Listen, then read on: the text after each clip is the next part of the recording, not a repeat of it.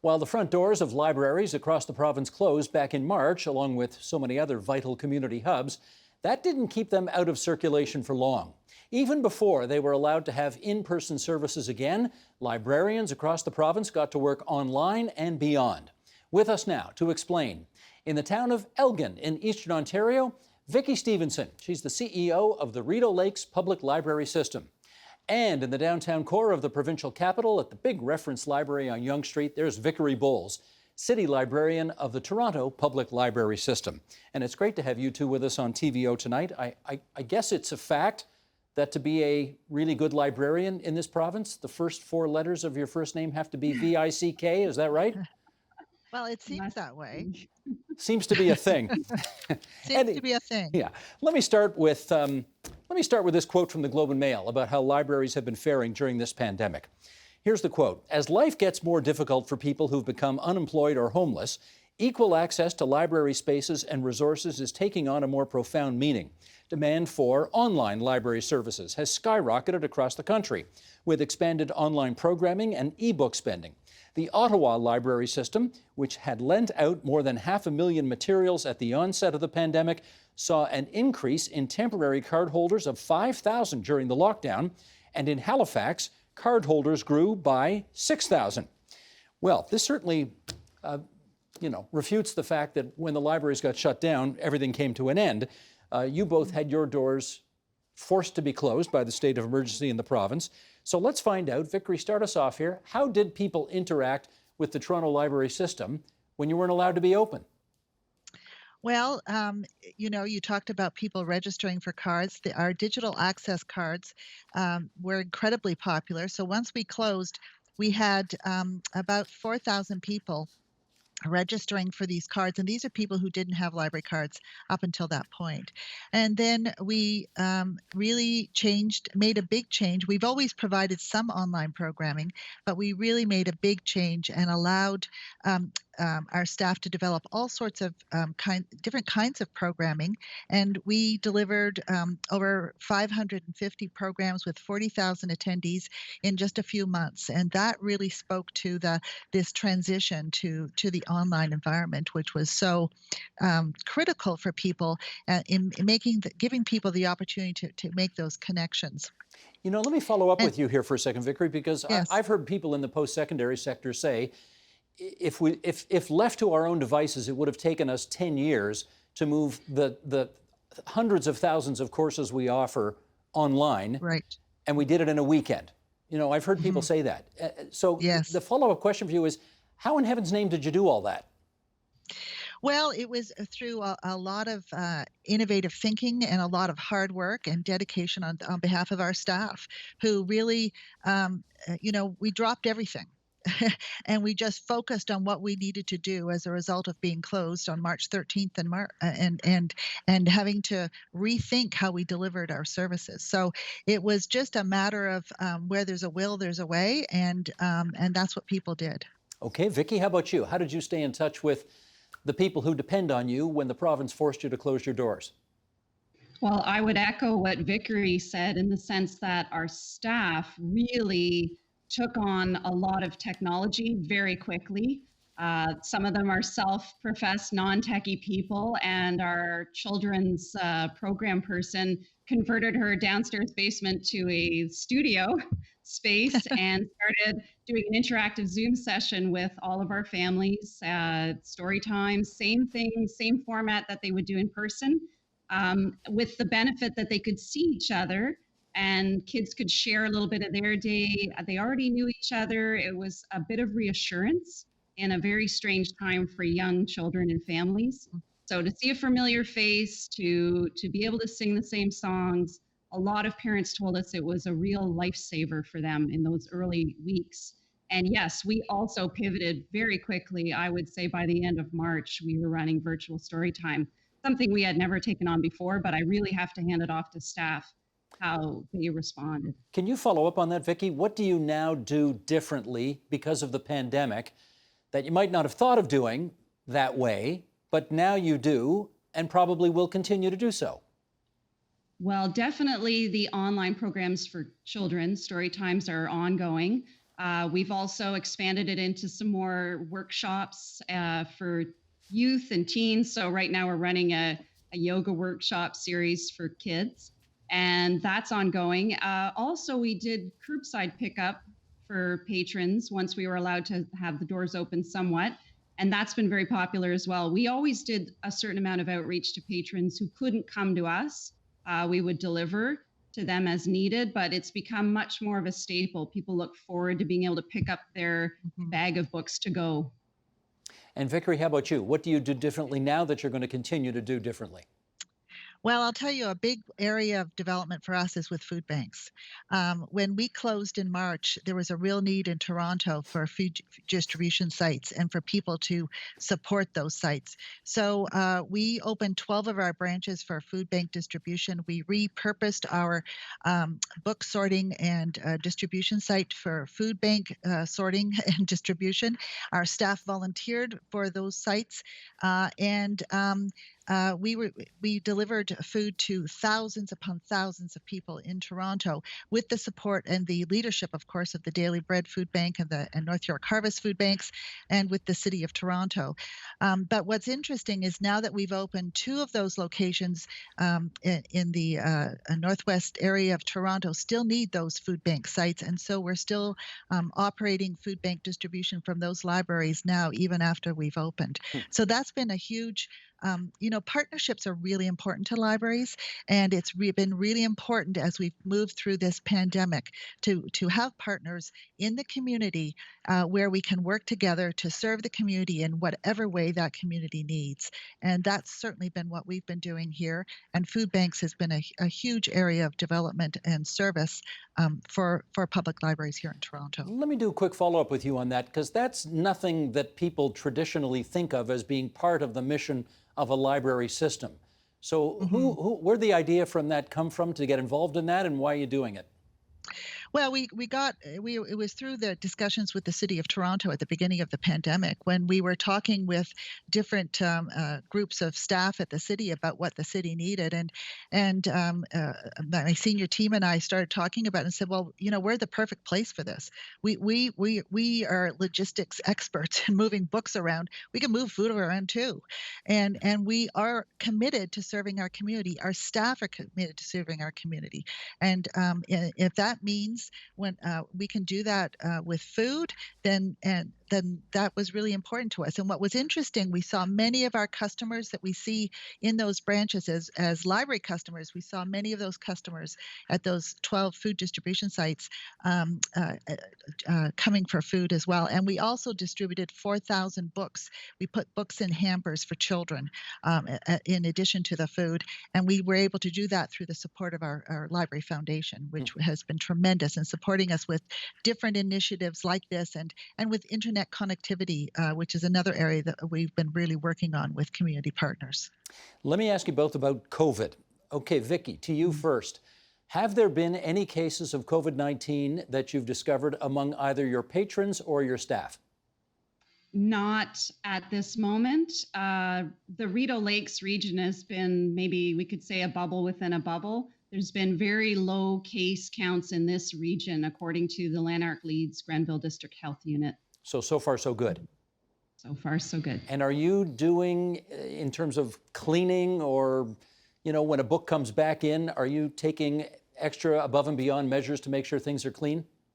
Yes, we have. We developed a reopening guideline document that we did in conjunction with the Public Health Unit and the recommendations of the Ontario public health officials. And basically it covers a wide range of measures we put in place to make sure staff and people coming into the library would be as safe as possible. It includes extra cleaning, disinfection. The books and other materials are set aside for a quarantine period. And we find that our best ally in this as a small library system is to use time. It's on our side to help make sure that when we put items back out on the shelf, we know they've been untouched for a certain amount of time to make sure they have been quarantined. Out of curiosity, how long does a book have to be set aside before anybody else can get at it again? Well, it varies from library to library across Ontario and the wider picture. There's been different recommendations people have followed. We have stuck with the 72-hour rule. Gotcha. Okay, Vickery, same question to you. Any cases that you know of COVID-19 among patrons or staff? We have 82 branches open of our 100 branches right now, and we have had a few cases of where staff have been diagnosed as COVID positive, and a few customers have contacted us as well. But none of that has been as a result of it being transmitted at the library. It's been through other connections. And when that happens, we have a health and safety protocol in place where we close the branch and we do a thorough sanitation of the branch. And we have this posted on our website so people are aware of it as well. But it's been very, very few cases, and we're certain the library is not a source of COVID transmission. Yeah, just want to be clear about that. So people had it before they walked into the library, and then Yes. That's how it came to your attention because they were in the library. Yes, afterwards they were diagnosed and they let us know. Okay, gotcha. It's funny. Anytime I talk to anybody about libraries these days, the first thing they always ask me is, how come they don't charge fines anymore? So let's talk about that. Because Okay. it would seem to me, let's start. I'll start with the neutral, open-ended question, and then we'll do all the follow-ups. Okay, Vickery, why aren't Okay. you charging fines anymore? Well, we're not charging fines right now because of this quarantine period. So we're not, when the materials are returned, for Toronto, it's a 96-hour quarantine period. So the staff put them in boxes. They're not checked in, and they go into a room where they are held for 96 hours. Sometimes it can be a bit longer. And so we don't want to be in a position of charging people fines because the material simply hasn't been checked in on time. So that's just, it's not workable. But there is a larger issue about fines, and that is that fines, and there's growing evidence to indicate that fines are a barrier to use, especially in lower income communities and among people who aren't in a position to pay fines. And this has been proven over and over again. And in Toronto, we know that about of our child customers, about 1% of our child borrowers have overdue fines, but in lower income communities, that is about 5%, and they're blocked from using the library. So instead of encouraging people to return their materials, what the overdue fines is doing is it's blocking people from using the library. It's a barrier to service. And so in areas, there are about 200 libraries across Canada have eliminated fines. And in Toronto, we've introduced the elimination of children's fines, which has been endorsed by our library board. We've introduced this as a budget issue for 2021, and we are discussing with this with the City of Toronto as a budget to eliminate children's fines in 2021. Now, Vicki, do I have this right? You guys haven't had fines in your library system for 6 years already?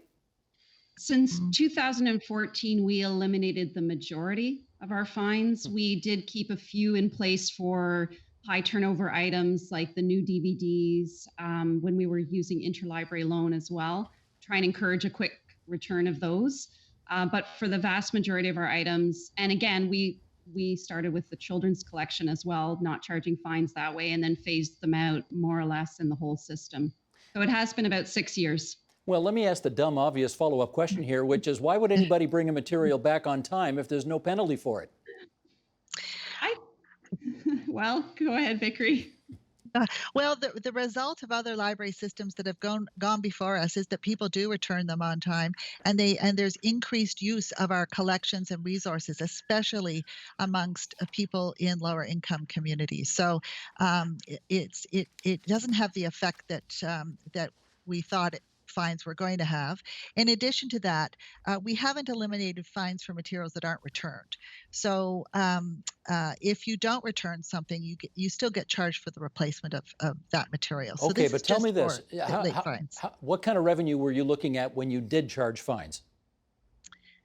Well, our children's fines are about $600,000 a year, and in total, and 1.4 for adult and teens fines. That's about the revenue that we have in fines. So it's $2 million. Yes. That's not nothing. What are you going to do to replace $2 million? Well, this is our discussion with the City of Toronto. Okay. All right. So, Mayor Tory, you're down on one knee and saying, please make us whole. We need that $2 million. Yeah. Is that the idea?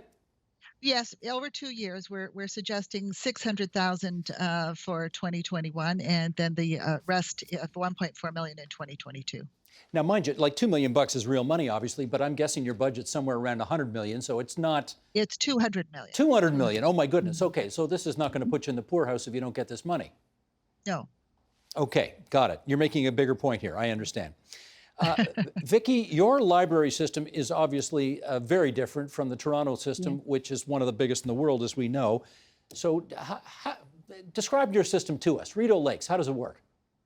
Well, we are a 5-branch system in a very rural area. We're halfway between Kingston and Ottawa. And so, yes, we have a low population of around 11,000. And we do serve a much smaller base, but I like to think that our library system meets a lot of the same needs in our community that you would find in other libraries elsewhere. So we are happy. Our experience, happily, has been positive. Being fine free, we have not had an issue with chronic overdues.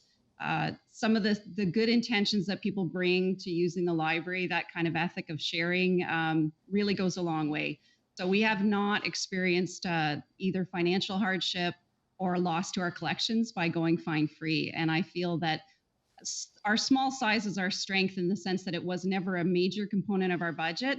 And also the fact of we have very personal relationships with our library members. So they come in and we can talk things through with them and be flexible. Yeah, one of the reasons I'm asking this question, Vicki, is because there's an old-fashioned notion that all libraries do is loan books and that's it. And that clearly is an out-of-date notion. So would you be able to give us a better sense about what kinds of services you actually do provide to the public that you serve? Well, one of our biggest roles, we believe, in our community is helping people explore and gain confidence with technology. Especially in rural areas, our broadband and access to internet can be a little precarious. People's comfort level with accessing online sites, it could be for government forms, it could be for job seeking. We try and help guide them through that process. So we really see ourselves as a leader and guide in using technology, letting people explore and try out new technologies. We're very excited in the upcoming year to 2021. We're hoping to have a new branch available and with a makerspace in it, something that larger libraries have been able to offer for years now, but this will be something for people to try out things like 3D printing, vinyl cutting, robotics, coding, these kind of things. So even though we may be rural, we're very much watching to see what other libraries do, looking at their best practices and putting them in place when they work for our community. So definitely technology is a big part of that. But we also do so many things, book clubs, programming for, could be book talks with authors, visiting authors, experts, local experts. We really tap into our community to bring people together to learn more and to enjoy the experience of rural living. Connecting with neighbors is a big thing that we do. And Vickery, for you, beyond the obvious of loaning millions of books out every year, what are the biggest services you provide to the community?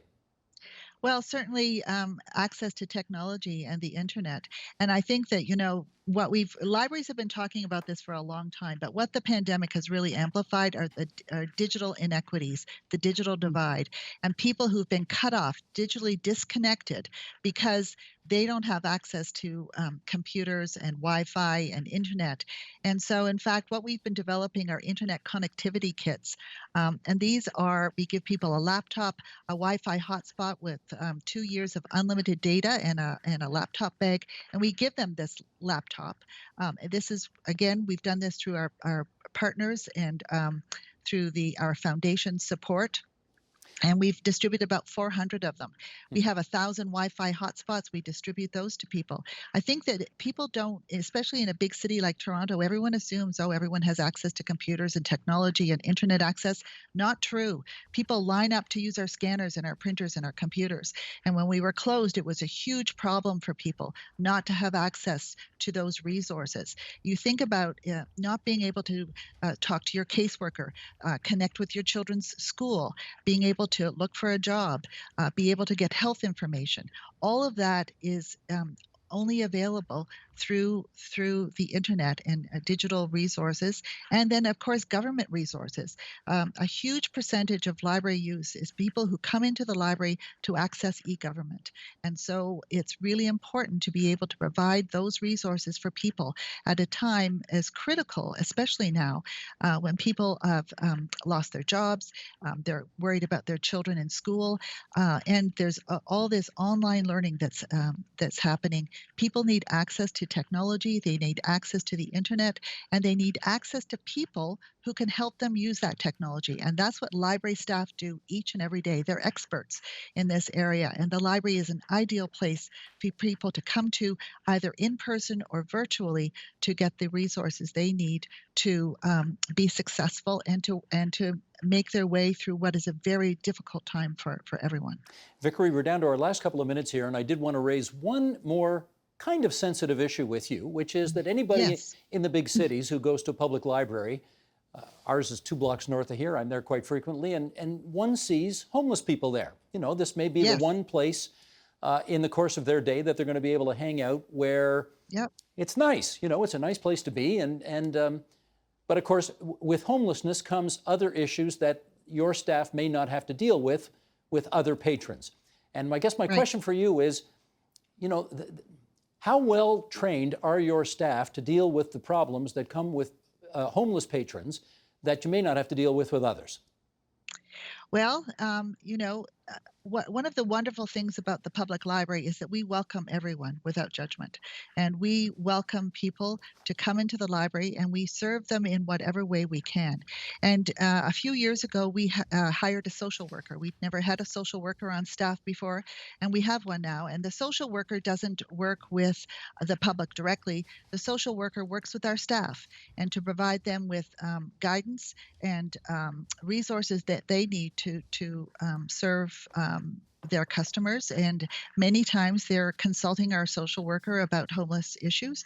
We also have a tremendous network of community partners that we work with at the city and other agencies in the community that we connect with them when we have people in the branch who are homeless and need support. And we also deliver programs directly targeting homeless people to help them in any way we can. Again, it could be a book discussion, you know, or it could be some other kind of discussion group, but that's what we do because people who are homeless are part of our community and they deserve to be served just like anyone else. That's Vickery Bowles from the Toronto Public Library and Vicki Stevenson from the Rideau Lakes Public Library. It's really good of both of you to spend so much time with us on TVO tonight. Many thanks. Our pleasure. Thank you. The Agenda with Steve Paikin is brought to you by the Chartered Professional Accountants of Ontario. CPA Ontario is a regulator, an educator, a thought leader, and an advocate. We protect the public. We advance our profession. We guide our CPAs. We are CPA Ontario. And by viewers like you. Thank you.